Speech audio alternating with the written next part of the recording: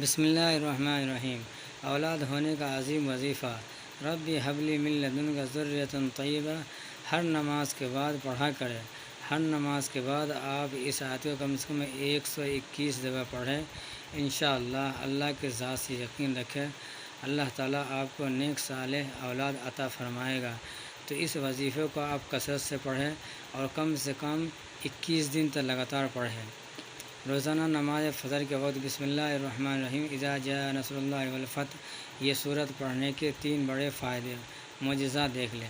اس کو آپ پڑھیں گے انشاءاللہ آپ کو ایسا فائدہ ہوگا کہ آپ اس کو یقین نہیں کر سکتے۔ کاروبار میں، گھر میں ترقی ہوگی، انشاءاللہ بہت بڑا فائدہ ہوگا۔ تو آپ اس عمل کو ضرور کریں۔ 7 لوگوں پر 7 بار روزانہ بسم اللہ الرحمن الرحیم یا حیو یا قیوم یا وہاب یا رزاق پڑھ کر گھر میں اس جگہ رکھنے کی طاقت خود دیکھ لیں۔ آپ اس لونگ پہ پڑھ کر کے آپ اس کو اونچی جگہ پر رکھیں اور پردے میں رکھیں، انشاءاللہ بہت بڑا فائدہ ہوگا اور آپ کو یہ فائدے سے انشاءاللہ گھر کے اندر خوشحالی ہوگی اور ہر پریشانی ختم ہوگی۔ موت کے وقت وہ ہر بیماریوں کا علاج، یا اللہ یا غفور یا کریم، تمام بیماریوں کو جڑ سے ختم۔ آپ ہر نماز کے بعد کم سے کم اس وظیفہ کو 21 دفعہ پڑھیں، انشاءاللہ جو بھی بیماری ہوگی انشاءاللہ ختم ہوگا۔ اور اس وظیفے کو پڑھ کر کے پانی پہ یا کوئی میٹھے چیز پہ پڑھ کر آپ اس کو استعمال کرتے رہیں، کھاتے رہیں، انشاءاللہ بہت جلد شفا یاب ہوں گے۔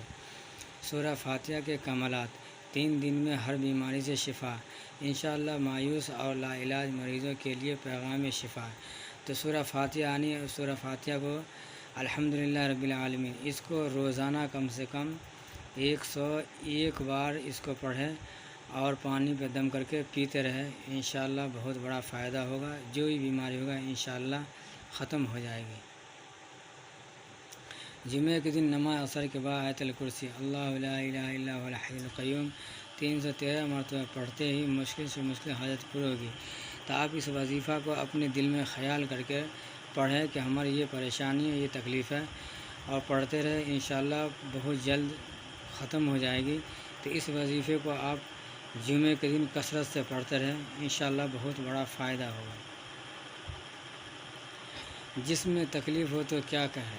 رسول اللہ صلی اللہ علیہ وسلم کا فرمان ہے کہ جسم کے جس حصے میں تکلیف ہو اس پر اپنا ہاتھ رکھو اور 3 دفعہ کہو بسم اللہ، اللہ کے نام سے، اور 7 دفعہ کہو اعوذ باللہ وقدرہ من شر ما اجد واحاذر۔ انشاءاللہ اس وظیفے سے بہت فائدہ ہوگا، ہر بیماری شفا ہے۔